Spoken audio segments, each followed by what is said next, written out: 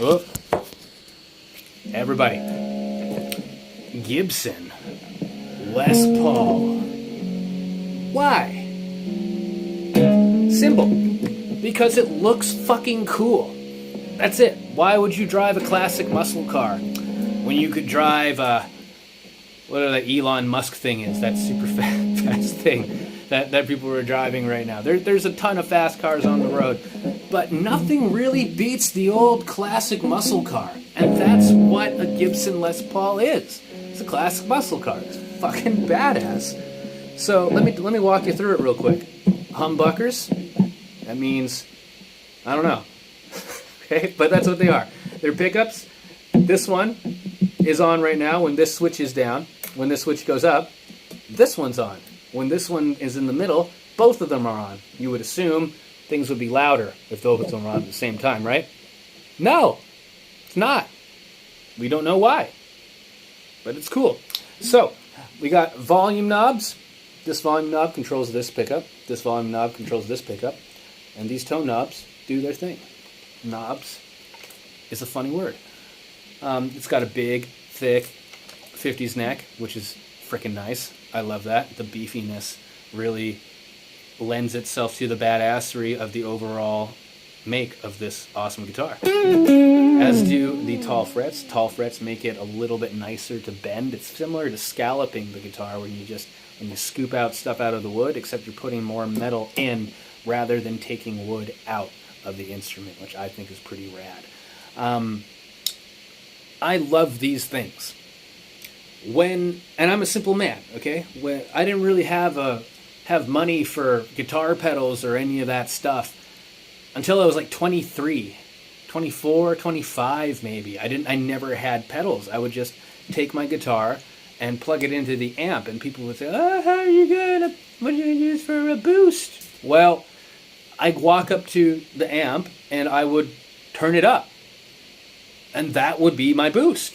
Even to this day, I still do that sometimes. I'll walk up to the amp and I'll just turn it up instead of stepping on a pedal. I have nothing against pedals. I think pedals are freaking cool. I think they also greatly aid badassery in tone. But you don't need them. Not with a Les Paul. Not with a classic muscle car. Okay? So how I usually use these things is I turn this into my clean channel. By doing that, I just bring the volume knob down as far as I can. If I'm playing through a responsive tubey amp like a Marshall JCM 800, everybody should be playing a Marshall amp. By the way, Marshall amps will be reviewing us for the third time on Halloween, coming up in a couple of weeks here, which is going to be pretty cool. 3 Marshall reviews in 1 year, because I live and breathe Marshalls. Marshalls are the greatest amps ever. Mesa sucks, Orange sucks, Fender sucks. Fight me in the comments section, you guys. It's all good. So this is now my clean channel, and let's say it's like in the breakdown section of Party Tonight in Valhalla, which just goes.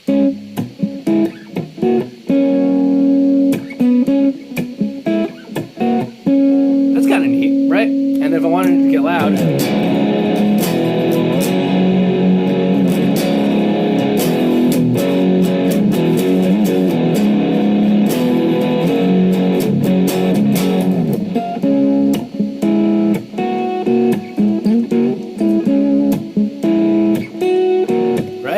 there's a lot of dynamic there, man. You can do this cool thing. Eric Clapton used to do this. I may do it sometimes in a show if we do like a long Voodoo Child solo extravaganza G3 ripoff. Excuse me. And what I do is what Eric Clapton does is he brings this to the middle, and then he brings down the bridge pickup tone. I don't do that. I do it to the neck pickup. I bring it all the way to 0, and I bring the volume up to about 7, and I'll keep the bridge pickup going at 100% all the freaking time, and the sound is like this. Now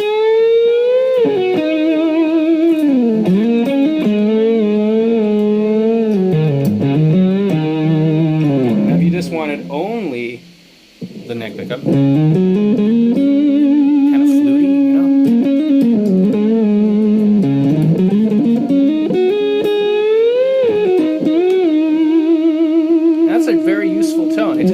cut very much. So if you want it to cut through, you got to blend in the other pickup. Snarly.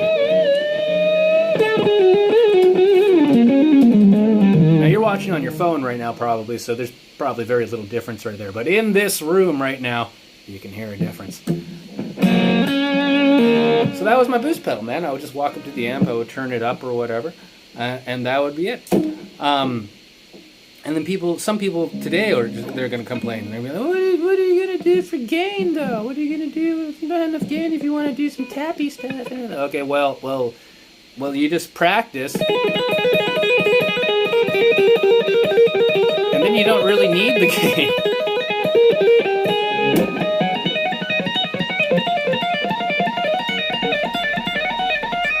Let's say it's like a scalular kind of tappy thing where you should have a lot of gain, right? But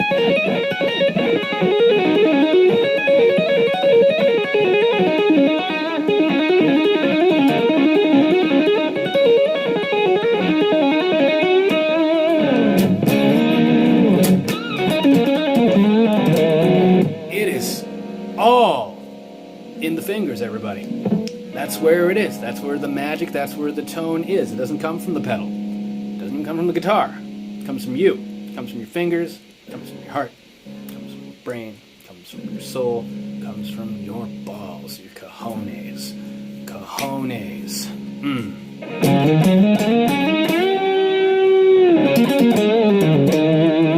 Listen to the cojones on that.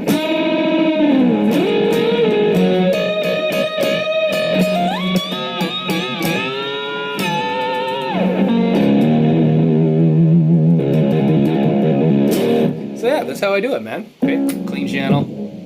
Make sure you're over there like that, right? Let's say I wanted something really pretty, like the beginning of Purgatory, where I got to be all super clean, and I don't have a 2-channel amp, and I don't have some kind of magic pedal to click on. Let's say they got stolen out of my car or something. Then we go like this. Use the thumb. See, the thumbs up, dude.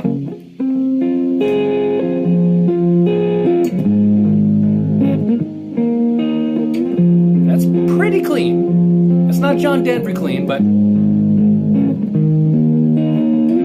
that's pretty clean.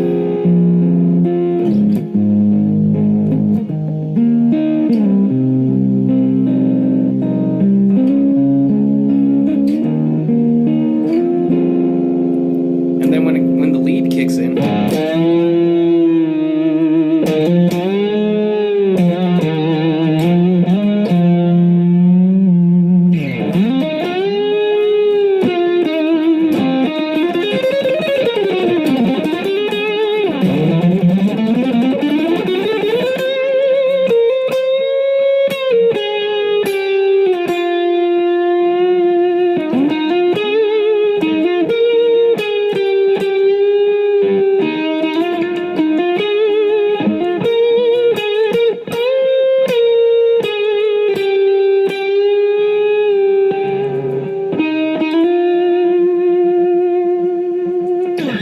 and that's why Gibson, Les Paul, and a Marshall, and everything else is a bonus. Like this guy, like this tube screamer of mine, original 1983.